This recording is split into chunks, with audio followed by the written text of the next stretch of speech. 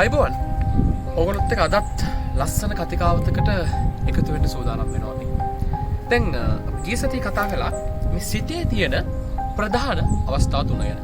පොඩ්ඩක් මතක් කළොත් උඩු සිත, මධ්‍ය සිත සහ යටි සිත.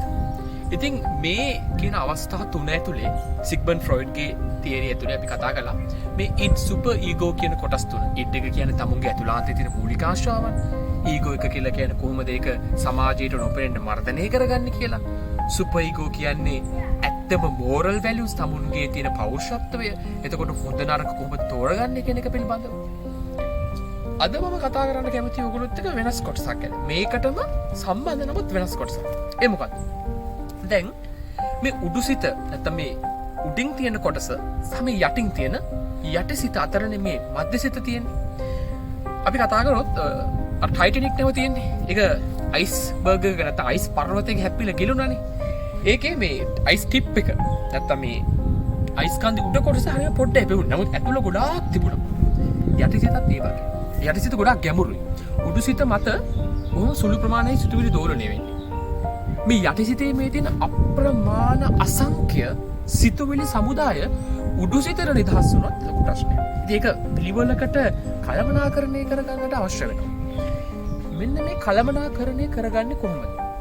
මෙන්න මේ කළමනාකරණය සිද්ධ වෙන්නේ මධ්‍යසිත මේ යටිසිත ඇතුලේ තියෙන සිතුවිලි උඩුසිතට ගමන් කරන එක පාලනය කරනවා.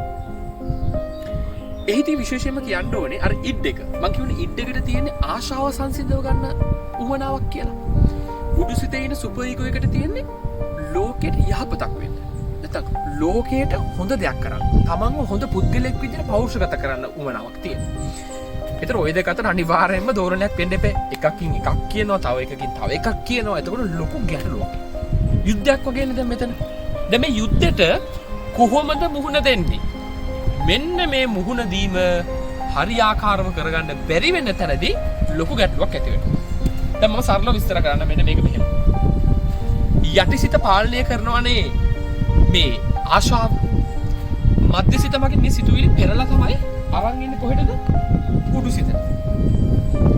සමහර වෙලාවට සමහර කියන්නේ ගොඩක් වගේ වෙලාවල් වලට යටිසිතේ ආශාවන් වලින් එකක් කියද්දි උඩුසිතේ මේ සුපර් ඊගෝ එක තව දෙයක් කියද්දි මේ දෙක අතර ගැටුමක් ඇති වෙනවනේ. ඕක පාලනය කරන්න. නැත්තම් මනස ව්‍යාකූල වෙනවා. අපි උදාහරණයක් විදිහට ගමුකෝ මෙන්න මෙහෙම. දැන් මට දුම්පානය කරන්න ඕන. මම ආසයි දුම්පානය කරන්න. දැන් දුම්පානය කරන්න මම ආසාව තියෙනවා මට ගොඩාක් කැමතියි දැන්.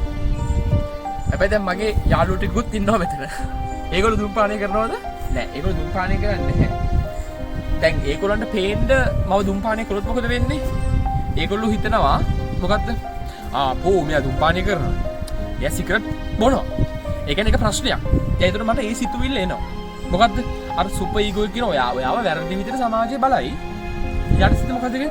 නෑ බිමුහම් පොඩි අර අපි කියන පොඩි කික් එකක් තියෙනවා. පොඩක් ගතියක් තියෙනවා. ඉතින් ඒක තමයි යටිසිතේ මේ සිතුවිල්ල. තේරුණාද? ඉතින් යටිසිත හරි වදයක්. දැන් උඩුසිතේ තව එකක් කියනවා. ඉතින් මල කරදරයක් නේ. දැන් කාටද මේ ප්‍රශ්නේ එන්නේ? මැද ඉන්න මධ්‍යසිතට. ඊගෝ එකට තමයි මේක එන්නේ. ඊගෝ එක මොකද කරන්නේ? ඊගෝ එක එක්ක උඩුසිත කියන්නේ මූලිකත්වය දෙන්න ඕනේ. හැබැයි යටිසිත තුන මර්ධනය කරන්න. එහෙම නැත්නම් උඩුසිත මර්ධනය කරලා යටිසිතට ප්‍රමුඛ ස්ථානය දෙන්න ඕනේ. හරි ප්‍රශ්නයක් මේක. එතකොට මොකද වෙන්නේ? එතකොට මෙන්න මේ ඊගෝ එක නැත්නම් මධ්‍යසිත ගොඩනගනවා පොඩි ඩිෆෙන්ස් මෙකැනිසම් එකක්. ඒ කියන්නේ ආරක්ෂක ක්‍රියාදාමයක්. ඇයි එහෙම කියන්නේ? මේ මධ්‍යසිතරනේ මේ වේදනාව දැනෙන්නේ. මේ වේදනාවෙන් ගොඩක් වෙලා හිටියොත් මේ ඔළුව අවුල් වෙනවා. සරලව කිව්වොත් විකාර වෙනවා. ඒක පාලනය කරගන්නට උවමනා වෙනවා.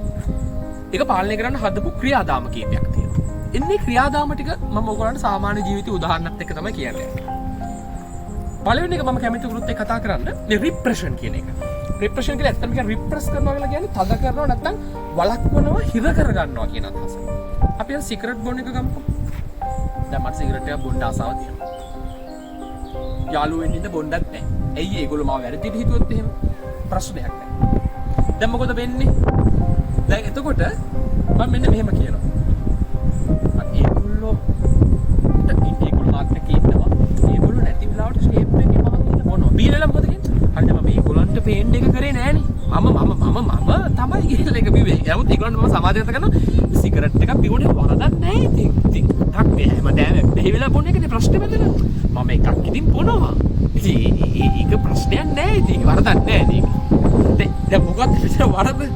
ඔහු දන්නවා. නැත්නම් මම දන්නවා ඒක වැරදි කියලා. ඒක හොඳ නෑ ශරීරයට අහිත කරයි. ප්‍රශ්නයක් ගැටලුවක්. හැබැයි ඒක නිවැරදි කරගන්න. ඇයි ඒ? නැත්නම් යටිසිත මොකද කරන්නේ? වද දෙනවනේ. ඒක ඉෂ්ට කරගන්න කියලා. ඒ වද දීම උඩුසිත පහර දෙනවා. එපා කරන්න එපා ඒක වැරදි. ශරීරයට අහිත කර අනිත් ඒවා වැරදි විදිහට හිතයි. ඒ නිසා මම අනිත් අයට නොපෙනෙන එකක් ගිහලා බොනවා. හැබැයි මොකද වෙන්නේ? ඒක නිවැරදි කරගන්නට උත්සාහ දරනවා. මේක හොඳම උදාහරණයනේ මේ ආදරය කරන අයට මේ අපි කියන්නේ මේ කපල්ස්. ඒගොල්ලන්ට පොඩි කාලේ අත්දැකීම් ආවොත් ආදරේ සම්බන්ධයෙන් කරගෙනදී ආදරේ ප්‍රශ්න ඇති වෙලා ආදරෙන් විරහව ලබලා ආදරය එපා වෙලා කරකිරිලා ඉද්දි ඒගොල්ලන්ට ආය ආදරය කරන්න අවස්ථාවක් ආවොත් ඒගොල්ලන්ගේ යටිසිත මොකක්ද දන්නවද කියන්නේ? දැන් මිනිස්සෙට අවශ්‍යයි ආදරය කියන එක. නැත්තම් මේ රොමැන්ටික් ලව් නැත්තම් මේ ප්‍රේමයේ ආලය කියන එක හරි වැදගත්. නමුත් උඩුසිතේ කියන බාණ්ඩ පාඩේ හරි ගියේ නෑ නේ වැඩක් නෑ නේ කරලා තේරුමක් නෑ නේක. බොරුවක්. එහෙම වුණාම මොකද කරන්නේ? ඇත්තටම මම විවාහ වෙන්න කැමතියි. නමුත් ඕකෙට කියන මොකද්ද? මේ ආදරේ වැඩක් නෑ නිස්සාරයි තේරුමක් නෑ. ඇත්තටම ඒක යථාර්ථය. නමුත් මෙයා යථාර්ථය අවබෝධ කරගෙන නෑ. මෙයා මොකද්ද කරන්නේ? අර යටිසිතේ තියෙන ආශාව ඉෂ්ට කරගන්නත් ඕනේ කරගන්නත් බෑ දැන්. නමුත් උඩුසිත පාලනය කරගන්න එපා. එන රිප්‍රෙස් කරගන්නවා. ඇත්තම රිප්‍රෙෂන් එකේදී වෙන්නේ මේ යටිසිත පොඩ්ඩක් පාලනය කරනවා. ඒකෙම අනිත් පැත්තත් වෙනවා උඩුසිත පාලනය කරගන්න අවස්ථාවක් වෙනවා. දැන් උඩුසිත පාලනය කරගත්තොත් ඇත්තටම එයාට සතුටක් නෑ එතන. එයා ඉන්නේ ශිතියකින්. හරිම මානසික පීඩාවකින් ඉන්නේ. එයා අපිට මේ සමාජයට පෙන්වන මූණ නෙමෙයි ඇත්ත. වෙන එකක් තියෙනවා. ඒකනේ ඔය සමහර ළමයි මේ ගෙදර හෙන හොඳයි. ඉස්කෝලේ ඇවිල්ලා නිකන් පිස්සු නටනවා නිකන් හිතා ගන්න බෑ ටීචර්ස්ලාට. ඒකෙම අනිත් පැත්තට සමහරවිට ඉස්කෝලේදී හොඳයි ගෙදරදී අනිත් පැත්ත. එහෙම අය අපිට හම්බෙලා තියෙනවා ඔෆිස් එකේදී ගෙදරදී පාරේදී එහෙම ඉන්නෝනේ. ඇයි එහෙම වෙන්නේ? ඒගොල්ලෝ උඩුසිතේට හොඳ දෙයක් දෙන්න දැන් යටිසිතේ එකක් කරන්න හදනවානේ. එතකොට මධ්‍යසිත එකතු වෙලා යටිසිත පාලනය කරනවා. එතකොට උඩුසිතට හොඳ විදිහට තමයි වැඩේ වෙන්නේ. දැන් මොකද වෙන්නේ? එයා සතුටින් නෙමෙයි ඉන්නේ. ඇයි යටිසිත නෙමෙයි සතුට ඇති කරන්නේ. සතුටක් නැහැ එයාට. එයාගේ තියෙන moral principles නැත්තම් මේ තියෙන ගුණාත්මක සංකල්ප ගුණාත්මක සංජානාත්මක හැඟීම් එයාට වැඩක් නැහැ. එයාට ඕනේ මේ යටිසිත සම්පූර්ණ කරගන්න. නමුත් කරන්න සිද්ධ වෙනවා මේ කාර්යභාරය. එතකොට එයා බොරුවක් පෙන්නන්නේ ලෝකෙට. එහෙම බොරුවෙන් ජීවත් වෙන අයට තමයි ගොඩක් වෙලාවට ඇති වෙන්නේ මේ ශිතිය නැත්තම් ඇන්සයිටි කියන එක. පැහැදිලිද? ඒ රිප්‍රෙෂන් කියන කතන්දරේ. දැන් මම එනවා තව කතාවකට. ප්‍රොජෙක්ෂන්. දැන් ප්‍රොජෙක්ට් කරනවා කියන්නේ ප්‍රක්ෂේපණය කරනවා කියන එක. කියන්නේ වෙන කෙනෙක්ට ඔයගොල්ලන්ගේ හැඟීම් ලබා දෙනවා. කියන්නේ වෙන කෙනෙක් දෙසට මේක එල්ල කරනවා කියන එක. මොකද ප්‍රොජෙක්ෂන් නැත්තම් වෙන කෙනෙක්ට මේක නිර්මාණය කරනවා කියන එක කොහොමද අපි ගේන්නේ? මම උදාහරණයක් ගන්නවා ඒකට. දැන් මට හරි කලකිරීමක් තියෙන දැන් මට ප්‍රශ්නයක් ඊයේ දවස් ඇතුළත දැන් මම අද දවසේ මම රාජකාරී කරන්න ඕනේ. මම රාජකාරී කරන රාජකාරී කාර්යාලේ මගේ දැන් වැඩ අප්සෙට් වෙනවා. ඇයි ඔළුව දුවන්නේ ඊයේ කතාව. ඒ කියන්නේ ඊයේ වෙච්ච එක දැන් යටිසිත ඇතුලේ වද දෙනවා. ඒකට තරහක් ගන්න ඕනේ මට. කේන්ති ගන්න ඕනේ ඒකට මට. නමුත් ඒ කේන්තිය මට හරියාකාරව එළි දක්ව ගන්න බැහැ. ඇයි ඒක සමාජයේ ප්‍රශ්නයක් නේ. මම ඔෆිස් එකේ ඉන්න අනිත් අයට ඒ මගේ තරහව මගේ නොකමැත්ත ප්‍රකාශ කරනවා. මගේ දැන් මගේ වැඩ කටයුතු දැන් අදාළ වෙනවා. මගේ වැඩ කටයුතු දැන් මේව අදාළ වෙද්දී මේ වැඩ කටයුතු ක්‍රමක්‍රමයෙන් පහළ බහිද්දි ඒකෙන් ඇති වෙනවනේ මට මානසික පීඩනයක්. ඒක වළක්ව ගන්න මම මොකද කරන්නේ? කී දවස් මට හරි ගියේ නෑනේ. ඒකින්ද මේ ඔක්කොම නැත්තම් මම සාමාන්‍යයෙන් හොඳට වැඩ කරනවා. මොන ඔය වගේ සිතුවිල්ලක් අපේ ඔළුවට එනවා. ඉගෙන ගන්න ළමයෙක්ට නම් හිතන්න පුළුවන්. මට ගෙදර ප්‍රශ්නනේ. මට මේක සපෝට් එකක් නැහැ ගෙදරින්. මට කිසිම සහයෝගයක් නැහැ. යාළුවන්ගේ ප්‍රශ්න. මට මම ඇත්තටම හොඳට වැඩ කරනවා. මට මේ අදාළ දේවල් ඔක්කොම තිබුණා. අපි අපිව නිවැරදි කරගන්නවා. ඇත්තටම ප්‍රොජෙක්ෂන් කියන නැත්නම් මේ ප්‍රක්ෂේපණය කියන සිදුවීමෙන් වෙන්නේ මේ මධ්‍යසිත යටිසිතට එළියට ඉඩ දෙනවා. හැබැයි උඩුසිත පාලනය කරන්න එපා. ඒක කරන්නේ මේ වගේ නරක සිදුවීමක් මේ වගේ නරක අත්දැකීමකට මම මොන දුන්නේ නැත්තම් මං අද මෙහෙම නෑ මං අද හොඳට ඉන්නවා. ඒ විදිහට නිවැරදි කරනවා. අන්නේ නිවැරදි කිරීම අන්න ඒ සංශෝධනය මම හරි වචනෙන් ගත්තොත් සංශෝධනය කියලා කියනවා. ඒ සංශෝධනය කිරීම මිනිස්සු ජීවත් වෙනවා. මිත්‍රවරුනි මේක හරිම අමුතු කතන්දරයක්. අපි මේ ලෝකේ බලන් ඉඳි උඩක් වෙලාවට අපේ ඇත්ත ස්වභාවය හිර කරගෙන තද්ද කරගෙන ඉඳ ගින් තමයි මේ ලෝකයට අපි ප්‍රශ්න ඇති කරලා තියෙන්නේ. මම මේ කියන්නේ අපේ ඇතුලේ තියෙන නරක සිතුවිලි මේ හැමදේක්ම එළියට දාලා නිකන් ඔහේ ජීවත් වෙන ජීවිතයක් යන්න කියන එක නෙමෙයි. මේ සිතුවිලි අපි අවබෝධ කරගන්න. සමහරවිට තමුන්ගේ ළමා කාලයේදී ඇතිවන වේදනාවක් ඒ හිරවීමක් ඒ ළමයාගේ තරුණ කාලයේදී ගොඩනගෙන්න පුළුවන්. ආයෙ එන්න පුළුවන්. සිග්මන්ඩ් ෆ්‍රොයිඩ් සහ සිග්මන්ඩ් ෆ්‍රොයිඩ්ගේ දියණිය ඇනා ෆ්‍රොයිඩ් මේ සංකල්පය ගැන කතා කරනවා. එතකොට එහිදී මොකද සිද්ධ වෙන්නේ? එතකොට පොඩි කාලේ මේ ළමයාට දෙමව්පියෝ සලකලා නැහැ හරි ආකාරයට. එයා දුක් විඳලා. එතකොට ඒ දුක් විඳීම නිසා එයා පීඩාවෙන් ඉන්නේ. ඒ නිසා එයා කරන හැම වැරදි වැඩක්ම එයා නිවැරදි කරන මට අරම උන හින්දා තමයි අද මම මෙහෙම ඉන්නේ. ඒක මගේ වරදක් නෙමෙයි ඒක ඔයාලගේ වරදක්. ප්‍රොජෙක්ෂන් ප්‍රක්ෂේපණය කරනවා.